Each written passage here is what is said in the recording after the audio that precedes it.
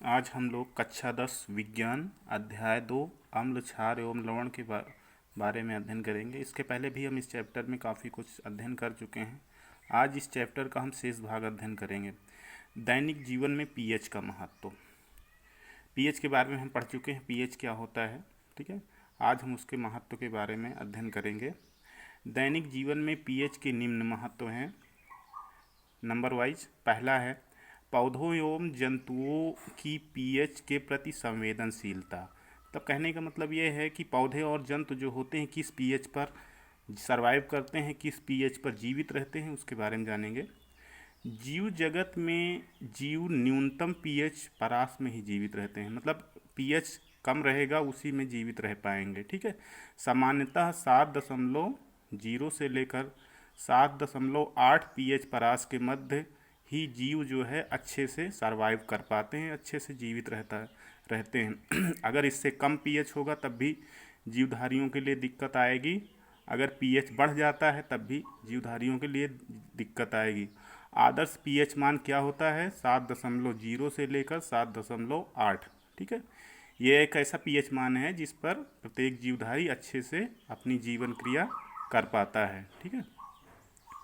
देखिए यहाँ पर बताया गया है कि अगर 5.6 से कम पीएच हो जाए तो जो वर्षा होती है हमारी, वर्षा होने वाली वर्षा अम्लीय वर्षा कहलाती है, ठीक है।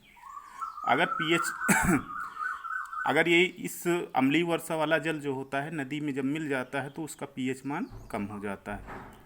अब नंबर 2, हमारे पाचन तंत्र का पीएच। हमारे पाचन तंत्र का पीएच जो होता है वो अगर कम हो जाए, ठीक है, तो हमारे शरीर में अम्ल बनने लगता है, ठीक है। हमारे शरीर में अनेक अम्ल जैसे HCl अम्ल होता है जो भोजन को पाचन करने में हेल्प करते हैं। लेकिन अगर पीएच मान लीजिए कि पीएच कम हो जाए, ज़्यादा अम्ल बनने लगे तो हमारे शरीर में क्या होने लगता है? दर्द उठने लगता है, ठीक है। और इस दर्द को कम करने के लिए यानी अम्ल को कम करने के लिए, अम्ल को ख़त्म करने के लिए हमको क्या करना पड़ता है? हमको प्रति अम्ल यानी अम्ल को ख़त्म करने वाली दवाइयाँ लेनी पड़ती हैं, ठीक है। तो हमारे शरीर में हमारे पाचन तंत्र का जो पीएच होता है वो अगर कम हो जाए या ज़्यादा अम्लीय हो जाए हमारे पेट का पीएच, तो उससे जो है हमको तीखा दर्द होने लगता है, ठीक है। अब पीएच परिवर्तन के कारण दंत क्षय, अगली हेडिंग है पीएच परिवर्तन के कारण दंत क्षय। दंत क्षय का मतलब क्या हुआ?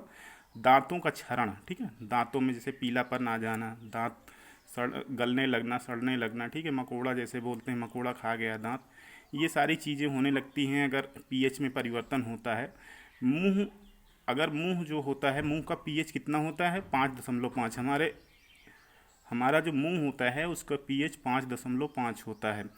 अगर पीएच कम या ज़्यादा हो जाता है तो उसके बाद जो है दांतों में क्षरण शुरू हो जाता है, दांत सड़ने लगते हैं, ठीक है। तो दंत क्षय को बचाने के लिए पीएच 5.5 ही हमको मेंटेन करते रहना है कि इतना पीएच हमारे हमारे मुंह का इतना पीएच बना रहे जिससे दंत क्षय ना होने पाए। पशुओं एवं जंतुओं द्वारा उत्पन्न रसायनों से आत्मरक्षा। कई पशु और कई जंतु होते हैं जो कि अनेक पदार्थों का श्रावण करते हैं जिनका पीएच मान अगर कम होता है तो अम्लीय प्रकृति के होते हैं, ठीक है।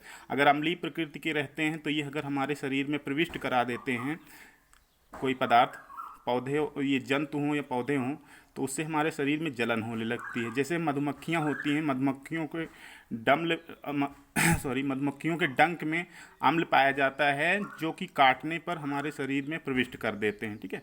जो अम्ल होता है मधुमक्खी के डंक में, उसको जब वो मधुमक्खी हमको काटती है तो हमारे शरीर में उसको प्रविष्ट करा देती है, जिससे हमको बहुत तेज़ी से जलन होती है, ठीक है। अब आगे है मिट्टी की पीएच। मिट्टी का पीएच कितना होता है?